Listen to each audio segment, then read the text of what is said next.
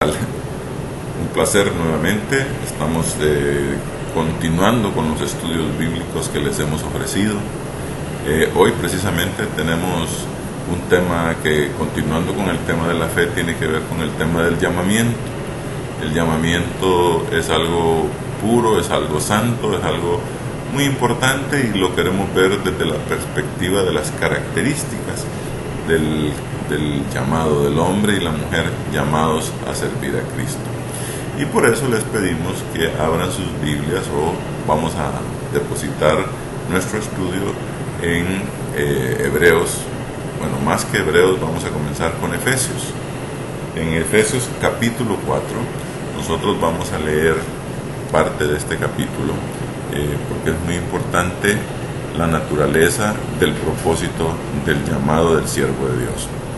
Dice el 1: Por eso yo, que estoy preso por la causa del Señor, les ruego que vivan de una manera digna del llamamiento que han recibido, siempre humildes, amables, pacientes, tolerantes unos con otros en amor. Esfuércense por mantener la unidad del Espíritu mediante el vínculo de la paz. Hay un solo cuerpo y un solo Espíritu, así como también fueron llamados a una sola esperanza. Un solo Señor, una sola fe, un solo bautismo. Un solo Dios y Padre de todos y por medio de todos y en todos. Pero a cada uno de nosotros nos ha dado gracia en la medida en que Cristo ha repartido los dones. Amén. Dice el versículo 8: Por esto dice, cuando ascendió a lo alto, se llevó consigo a los cautivos y dio dones a los hombres. ¿Qué quiere decir esto de que ascendió? Sino que también descendió a las partes más bajas, o sea, en la tierra. El que descendió es el mismo que ascendió por encima de todos los cielos para llenarlo todo. Él mismo constituyó a unos apóstoles, a otros profetas, a otros evangelistas y a otros pastores y maestros, a fin de capacitar al pueblo de Dios para la obra del servicio, para edificar el cuerpo de Cristo. Esta palabra maravillosa nos enseña que hay unas características en la iglesia, entre los hombres llamados, entre los hombres nacidos de nuevo, hombres y mujeres, que deben llenarse para poder servir a Dios en la magnífica obra del Evangelio.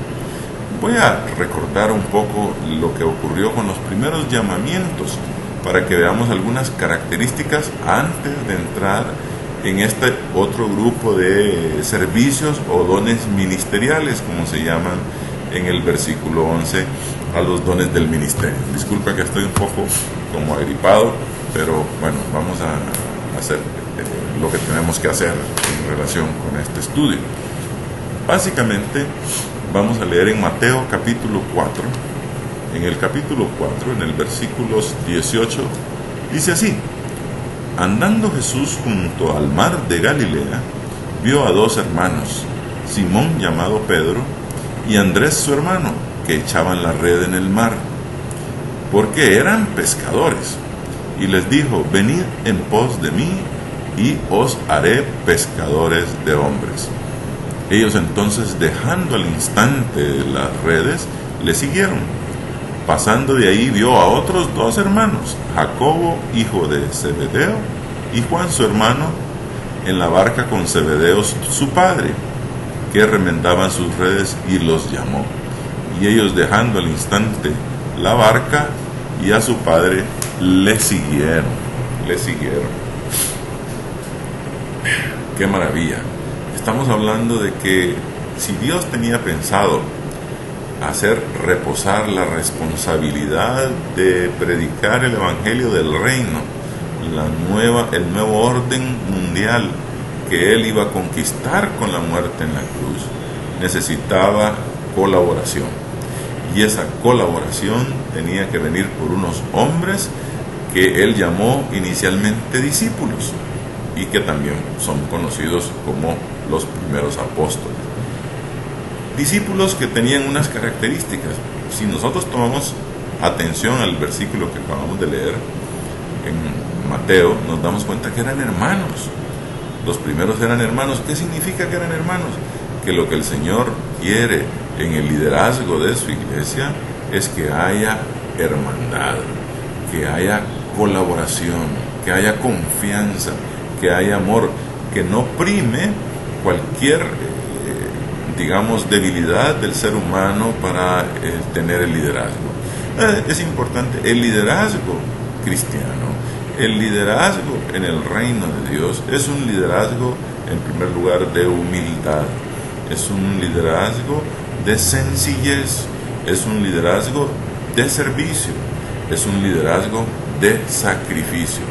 No podemos esperar entonces que los que servimos a Dios o los que van a ser llamados para servir a Dios tienen que tener unas características, digamos, del liderazgo mundano, o sea, aquel liderazgo basado en la fuerza, en el conocimiento, en el manejo de las reglas de poder, en el manejo de la astucia y otras características que utilizan los hombres en el mundo de los negocios, en el mundo de la política. El Evangelio no es un negocio del mundo, sino es un negocio del reino, es un propósito del reino más que un negocio. Él decía, cuando se encontró en el templo y los padres lo andaban buscando, José y María dijo: en los negocios de mi padre es necesario estar.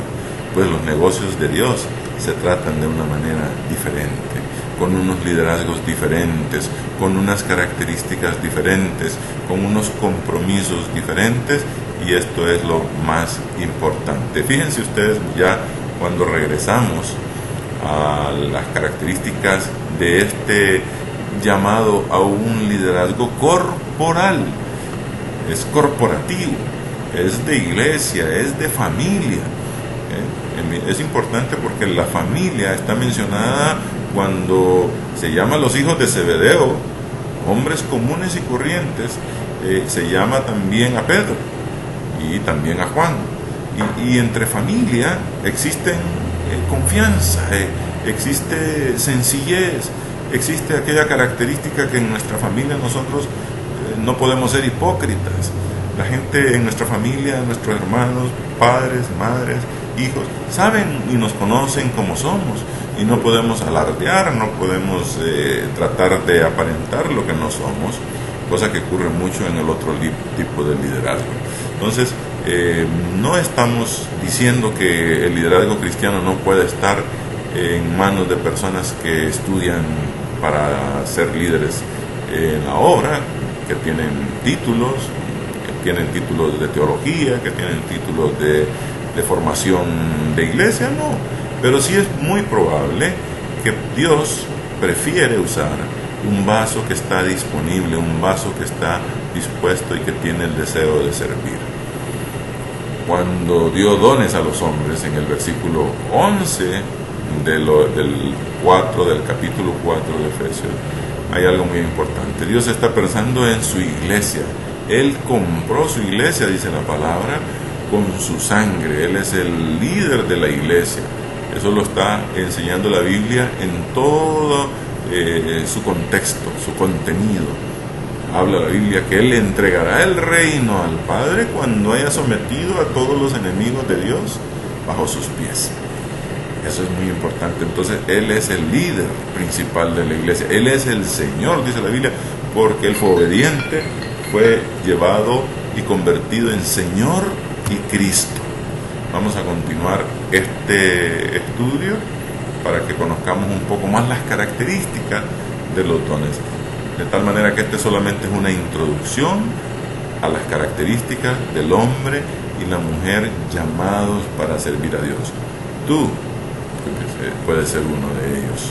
Tú puedes tener el llamado de Dios. Y vamos a ver las características de los llamados, los requisitos, la formación y otras formas de carácter personal, educación y sobre todo cristiandad y la relación con Cristo, de las características de los siervos de Dios.